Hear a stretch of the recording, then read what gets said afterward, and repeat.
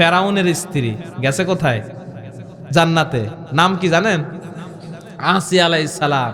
وضرب الله مثلا للذين آمنوا امرأة فرعون إذ قالت رب ابن لي عندك بيتا في الجنة ونجني من فرعون وعمله ونجني من القوم الظالمين سبحان الله বলেন। আল্লাহ রাব্বুল আলামিন বলেন, ফেরাউনের স্ত্রী আমার কাছে আসিয়া, ফেরাউনের স্ত্রী আমার কাছে জান্নাত চেয়েছিল। ফেরাউনের স্ত্রী আসিয়া আলাইহিস সালাম যখন মূসা নবীর উপরে ঈমান আনলেন, ঈমান আনার পরে ফেরাউন যখন জানলেন, তখন ফেরাউন বললেন, আসিয়া ঈমান ছাড়ো তাড়াতাড়ি, না হলে তোমাকে হত্যা করব। আসিয়া বললেন, না না, ঈমান ছাড়বো না।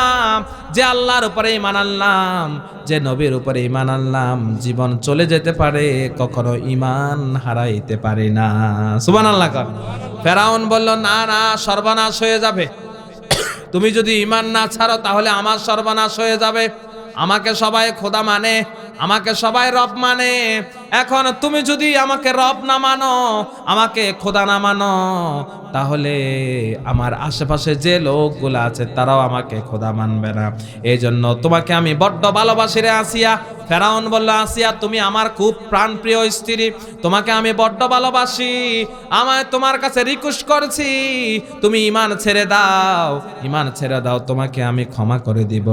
আসিয়া আলাইহিস সালাম বললেন, না না, কখনো হবে না। এবার ফেরাউন ক্ষিপ্ত হয়ে জল্লাদকে বললেন, ও জল্লাদ, তলোয়ার নিয়ে আসো, আসিয়াকে যন্ত্রণা দেয়া শুরু করো।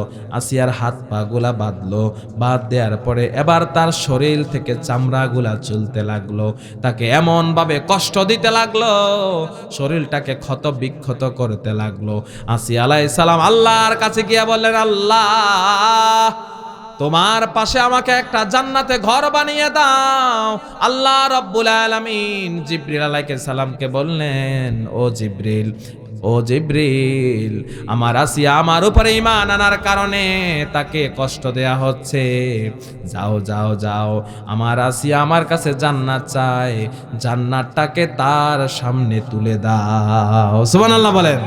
জিবরিল আলাইহিস সালাম জান্নাতটাকে আসিয়া আলাইহিস সালামের চোখের সামনে তুলে ধরলেন। আসিয়া আলাইহিস সালাম জান্নাতটা দেখলেন আর তিনি মুস্কি মুস্কি হাসেন, যন্ত্রণার কথা ভুলে গেলেন, তিনি জান্নাত দেখে হাসা শুরু করলেন।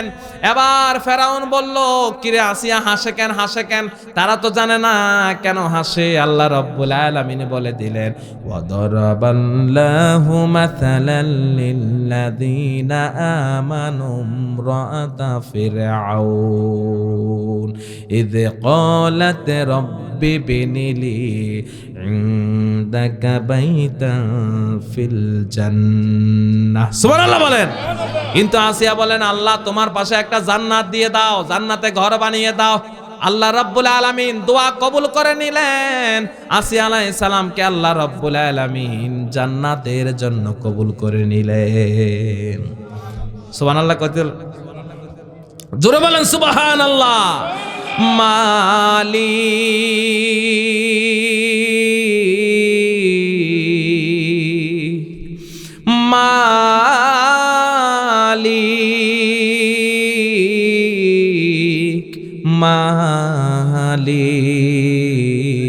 মালিক একটি ঘর বানিয়ে দিও,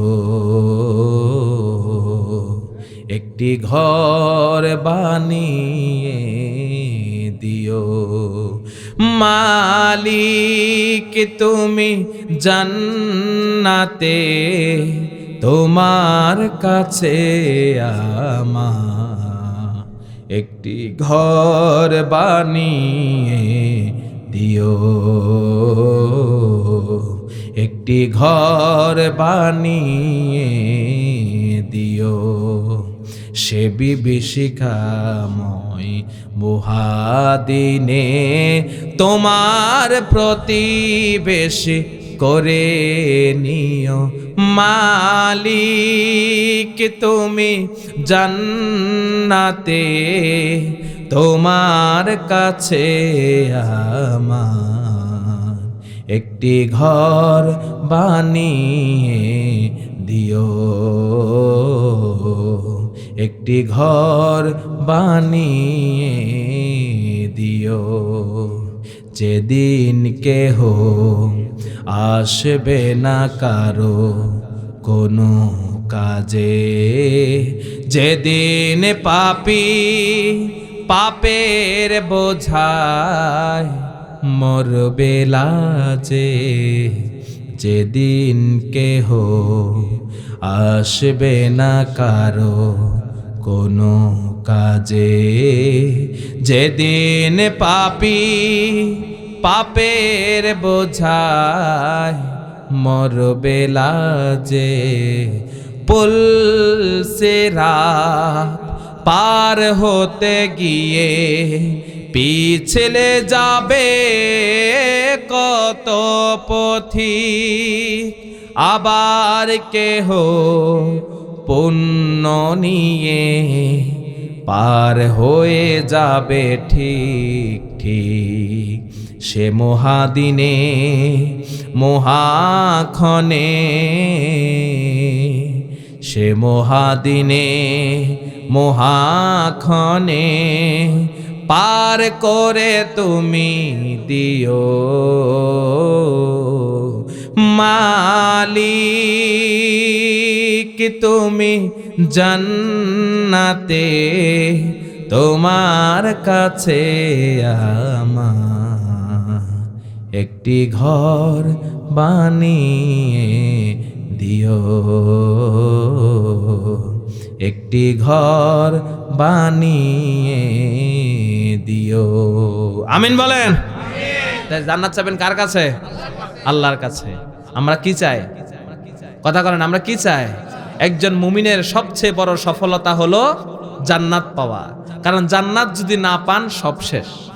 দুনিয়াটা তো অল্প কয়দিন, 50, 60, 70, 100 বছর হায়াত, এরপরে চলে যাবেন, আর কখনো আসবেন না। কেউ একবার গেলে দ্বিতীয়বার আর আসবে সম্ভব না, সবই থাকবে, কিন্তু আমি থাকবো না।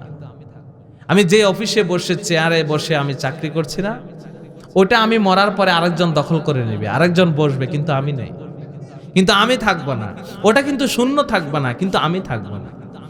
যে গাড়িতে বসে আমি ড্রাইভারিং করছি, ওখানে আমি না থাকলে ওটা শূন্য থাকবে না, আরেকজন বসবে, কিন্তু আমি থাকবো না। আমার জন্য দুনিয়ার কোনো কাজ থেমে থাকবে না।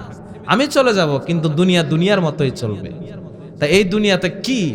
এই দুনিয়াটা কিচ্ছু না, এই দুনিয়াটা একটা বৃথা। কুল মাতাউদ দুনিয়া কলিল ওয়াল আখিরাতু খায়রুল লিমান ইত্তাকা।